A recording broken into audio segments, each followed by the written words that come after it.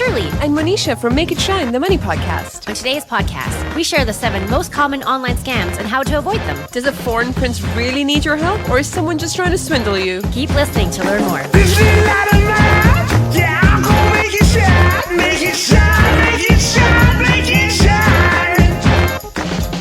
So Shirley, today we're going to talk about a very unfortunate way to lose money. Financial scams. Have you ever fallen for an online scam? Almost. One time I was going through my junk email folder and noticed in the subject line that someone inserted my email password from my high school days. Oh, wow. So of course I opened up the email and it said that it knows everything about me and they've been recording me for years and I needed to send them money right away or else they'll expose me. Oh my God, this is like a movie. Exactly.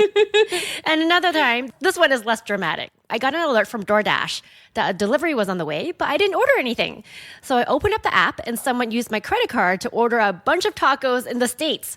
So I alerted DoorDash and the bank, so they canceled my order and credit card, of course. So I constantly get emails from Facebook all the time that I tried to update my password when obviously I didn't. And I actually know a close friend of mine whose social media account was hacked.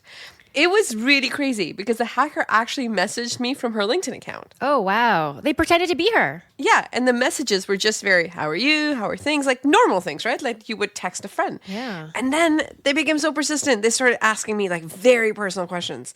And then the way they were texting totally threw me off because their reactions weren't anything I would have expected. And even like the language, like the short forms they were using.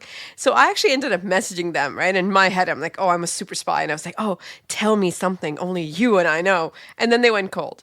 But the reality is like we'd been chatting for 15 minutes. So it actually took me a long time. And they were so insistent. That's kind of what triggered me to it. And I actually wasn't the only target. They targeted so many of our friend circle. Eventually, they hacked into that friend's PayPal account and they convinced some of her other friends to send her money. Oh, wow. That's so crazy. Yeah, and the weird part about online scams is they're actually nothing like that green screen, digital hacking you see on TV with a coder typing away. Yeah, most of the time they rely on you to give information about yourself. Right. So just being tricked or scammed into doing it. Yeah, and these scammers are making a lot of money. So the social media scam industry alone is estimated at $770 million in 2021. Wow, and the phone scam industry is much bigger. So in 2019, Americans lost $10.5 billion to phone scams. But that number jumped to $30 billion in 2021, just 2 years. Yeah, that's so crazy. And honestly, I'm not surprised. Like, I feel like I have started receiving way more scam calls than I ever did before the pandemic. Oh, every day, several times a day for me.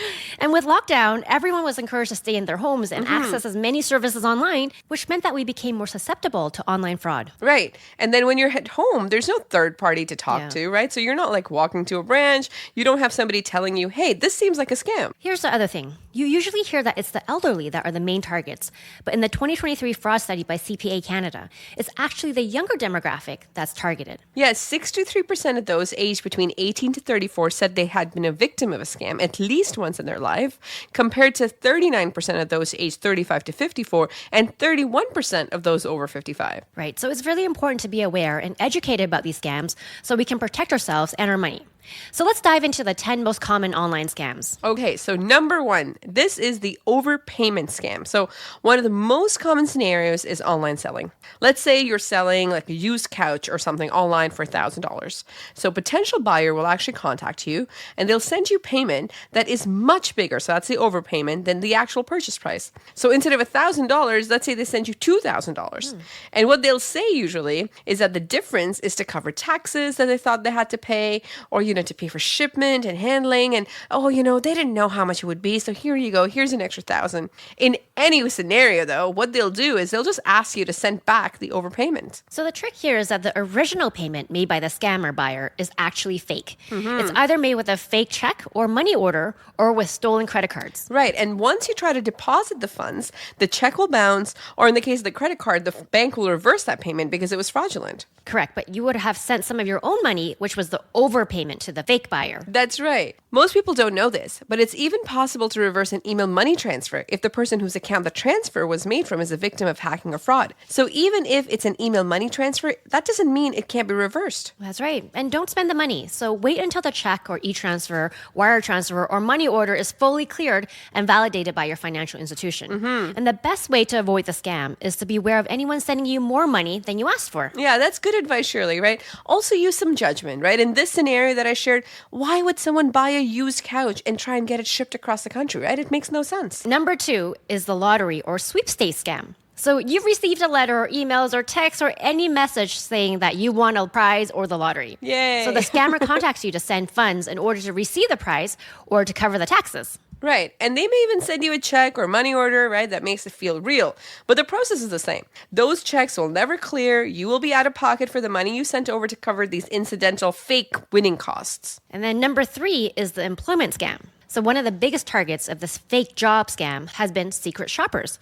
So in this scenario, you think you've been hired to work with a legitimate company, and they send you a check as part of your mystery shopping gig and ask you to buy gift cards. Yeah, and they pressure you. They're like, oh, you need to complete this assignment as soon as possible, and they force you to act fast without thinking. So before you find out that the check they sent actually hasn't cleared. Yeah, and then they ask you to send photos of these gift cards so they can just use them and redeem them themselves. And it actually surprised me that the average amount of money lost to this type of scam is almost $1,200.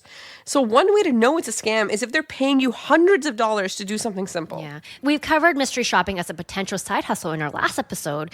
And we were both mystery shoppers at some point in our lives, and you get like $25 for your time, not thousands of dollars. Exactly, right? So before providing your information online and signing up, make sure you validate that it's a legitimate company. Actual mystery shopping companies, if you could believe it, they've actually struggled to find people to work for them because so many believe it's a scam now. And to expand this to other jobs, especially with the rise of remote working, the scam is that people are told that they are hired for jobs and pay for work that they think is an advance payment, or they sign up with a bonus with a check.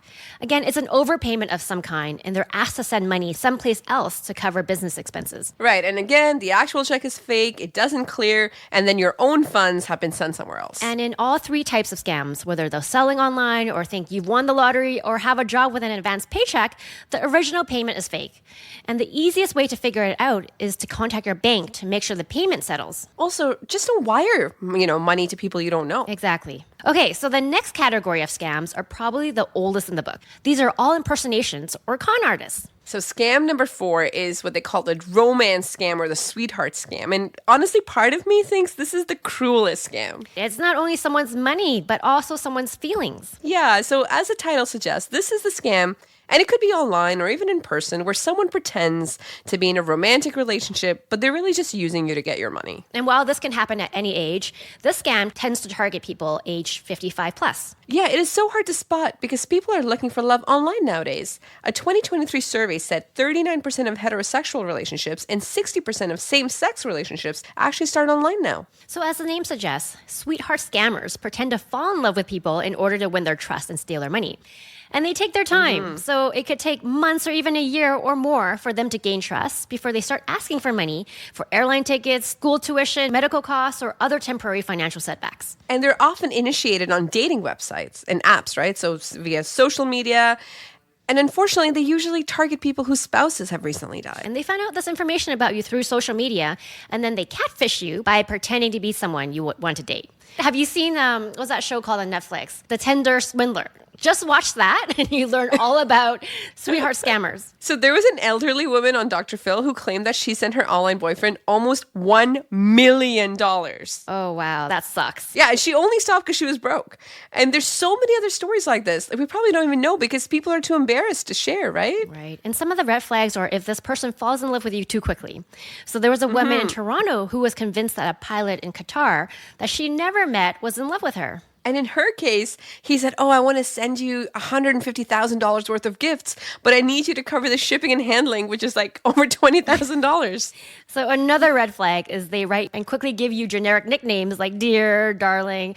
That probably means that they're doing this to a lot of people at the same time. Yeah, and they're going to encourage you not to discuss this relationship with family or friends. And of course, they're going to be completely unable to meet you in person, right? And they always have one excuse or another for that. Of course. This is a hard one because scammers will do whatever it takes to trick you. One woman from Edmonton lost a ton of money to a romance scam. She had multiple video chats with this guy to prove he was real. And he even sent her photos of his passport. And the police are saying that nowadays these scammers are actually getting actors, like they're paying actors to fly and visit the person they're scamming in person. so it feels real. And romance scam is actually the number one scam in Canada and it's probably severely underreported. All right, scam number 5 is the grandparent scam. So this is in the same vein and targets the elderly. Usually they will call and say, "Hey, granddad, do you know who this is?" And then they pretend to be whoever the grandparents guess. So they will then ask for money for something extreme like bail or kidnapping, and then beg their grandparents not to share this with anyone else. Right. And they always say, hey, send the money through like Western Union or obviously a wire transfer. Yeah, and it's all fake, obviously. And the police say now that this scam is even more elaborate, with hired actors pretending to be bond bailsmen that get put on the phone. So similar to this is scam number 6. This is what they call the authority scam. So usually this is people from what you would believe is positions of authority calling you and asking for money, saying you owe taxes, you have payments on debt, and so on. Yeah, so I get so many of these automated calls from people pretending to be calling from the CRA or the border agency. Same here. And they always threaten you. You know, if you don't respond immediately, you don't send these funds, the police is going to come after you and you're going to put in jail and stuff like that. Exactly. And that's a common theme, right? Pressuring you so that you don't have time to collect your thoughts. Exactly. This same idea is also used by imposters pretending to be debt collectors. Now, some of them might even have gotten hold of personal information about you. So, for instance, they may have gotten information through previous hacks. Yeah, if you remember, Equifax was hacked and over 200,000 people had their credit information stolen. That's right. And also, some of your information may be publicly available knowledge. So don't always think that because the person on the phone is mentioning an account you have or used to have, it doesn't mean that they are legitimate. Right. A healthy skepticism is actually going to serve you really well. And remember, they called you, so you don't actually know who they are. Yes, and also clicking on links or emails or messages that look like they're from legitimate sources like your bank or online shopping sites, but they're actually from scammers who are trying to get your personal information like passwords or credit card numbers. Yeah, you want to avoid this. This is called phishing. A good way to avoid is to always double check the sender's email address or phone number before clicking on any links or giving out any personal information. Okay, the last type of scam we're going to discuss today is the tech support scam. So these are pop-ups or phone calls that claim to be tech support companies like Microsoft or Apple saying that your computer has a virus and you need to pay them to fix it. Yeah, and if you encounter this type of scam, don't click on any links or definitely don't give them access to your computer. Instead, just hang up, right? Contact the actual tech support company to verify if there's really an issue with your device. There are so many of these scammers. They actually spend dollars advertising on sites you may visit. Yeah, and the trick is they're the ones actually that would be infecting your computer once you give them access. Or, they're just convincing you that your computer is compromised. Yeah, so it's important to remember that legitimate tech support companies will never call you out of the blue and ask for remote access to your computer. So if you receive a call like this, hang up immediately. So those were the top 7 online scams, but there are many, many, many other variations of these scams. Plus, the scammers are always innovating and coming up with new ways to separate you from your hard-earned cash. Yeah, if you notice, all these scams have some very common themes. Yes, these are 5 common signs of a scam. Hopefully, it's going to help you avoid them. So number 1, they contact you. This is the most obvious sign. If you didn't call them, you don't really know who they are. The caller ID, email address, that can all be faked. A way I avoid this, especially for phone scams, is I don't pick up calls from numbers I don't know, and I just let them go to voicemail. Same, right? If it's important or someone I know, but from a new number, I can always call them back. Yeah. And the second sign is that they dangle some sort of bait, usually a large and tempting amount of money. Right, and this could be paying above asking for something you're selling, or a big price, or a shopping spree, or an easy loan. The third sign is they want your personal information. So anytime anyone asks for your personal information, bank account, social security number, social insurance number, you should be on alert, right? Don't give it away quickly or easily, especially to someone you don't know. You're possibly going to become a victim of identity theft. That's right. And the fourth sign is you have to pay them first. So if someone offers you a prize, debt relief, or employment, but first you have to pay an upfront fee to get it, you're probably being scammed. Yep. And lastly, number 5, you have to wire money or send gift cards. If you're about to wire money or send gift cards to someone in order to receive a prize or pay off a debt collector that contacts you, stop. This is most likely a scammer trying to get your money. Especially gift cards. No legitimate business is going to want payment in gift cards. Yes, that's right. And the other thing is so many people who have been victims of scams blame themselves. But the reality is these scammers are persistent and sophisticated. Yeah, and that's their job, right? To scam people. So they invest a lot of time and effort in targeting you. So if you do end up being a victim of fraud, share it with others, right? Report it so that other people can be more vigilant. That's right. Well, thank you for listening. And remember, if it feels too good to be true, it probably is. We hope you enjoyed this episode. And please share it with a friend. And if there are other topics you want us to explore, contact us on our Instagram account, Make It Shine Money. And we just started our TikTok account. Follow Make It Shine Money on TikTok. Please subscribe and don't forget to make it shine. This little light of mine, yeah, I'm gonna make it shine, make it shine, make it shine, make it shine. Any views or opinions represented in this podcast are personal and belong solely to the podcast creators and do not represent those of people, institutions, or organizations that the owner may or may not be associated with in professional or personal capacity unless explicitly stated.